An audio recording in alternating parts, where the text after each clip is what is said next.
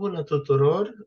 Astăzi o să încercăm să rezolvăm un exercițiu primit la temă. O să vă arăt metoda prin care l-am rezolvat eu și anume este vorba despre exercițiu cu clientul și banca. Să citim enunțul. Un client al unei bănci depune inițial la bancă suma de 500 de euro cu o dobândă de 10% pe an. Să se afișeze soldul pe fiecare an dacă lasă banii la bancă 5 ani. Să înțelegem puțin despre ce este vorba. Deci, un client are o sumă inițială de 500 de euro. După un an, o să primească 10% din acea sumă, suma inițială. Adică o să fie 500 de euro cât a avut inițial, plus 10%, adică 50 de euro. Iar după primul an, soldul său va fi de 550 de euro. După 2 ani, o să primească 10% din nou, dar acum din soldul mărit, adică 550 de euro, plus 10% din 550, care este 55, și în al doilea an o să aibă 605 euro. Și pe urmă tot așa. Deci în al treilea an o să fie 10% din 605 și în al patrulea din rezultat. Bun, hai să vedem cum transpunem acest lucru în cod. Pentru asta o să avem nevoie de niște variabile. În primul rând avem nevoie de sumă inițială sau aici în sumă, care este de 500 de euro. Apoi avem o altă variabilă care este ani, pentru că știm că o să fie la final 5 ani. Inițial o să luăm un an, că deci după primul an o să primească prima dobândă. Și metoda mea de rezolvare este prin while, printr-un loop. Vă arăt gândit-o.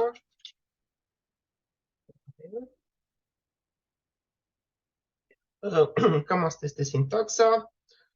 Aici, între paranteze, o să punem o condiție, iar între acolade o să avem un cod care se va executa doar atât timp cât condiția este adevărată.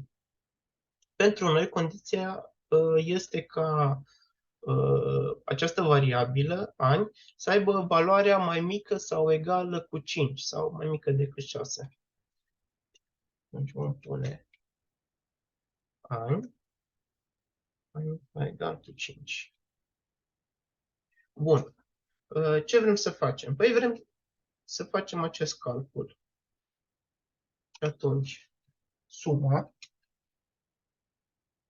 va lua valoarea inițială a sumei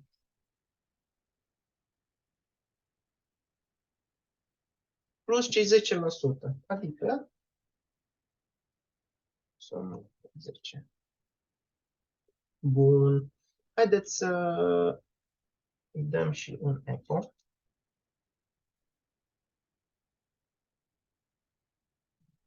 Okay. Să punem și un break.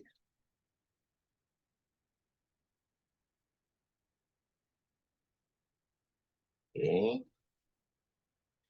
Dacă aș rula programul acum, aș avea o problemă pentru că condiția o să fie tot timpul adevărată și o să intru într-un loop infinit. Asta înseamnă că while prima dată o să verifice condiția, este condiția adevărată, da, o să execute acest bloc,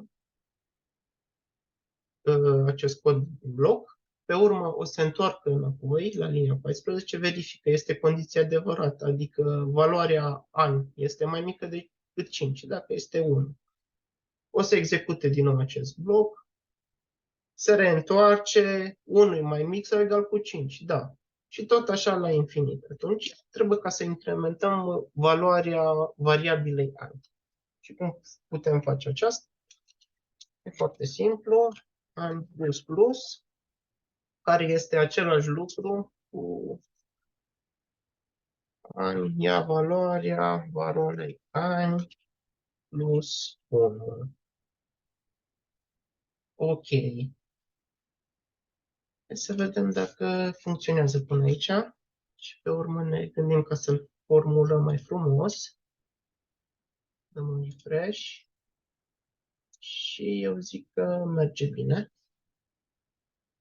Bun, acum pentru a formula aici mai frumos, putem spune deschidem un string și soldul pentru anul spațiu, apoi punem ani, este de, deci,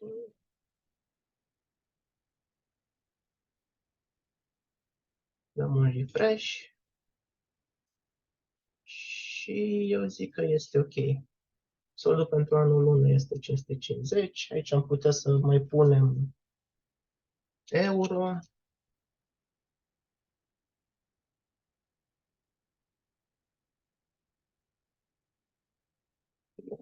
spațiu, clicăm un refresh și cred că este ok.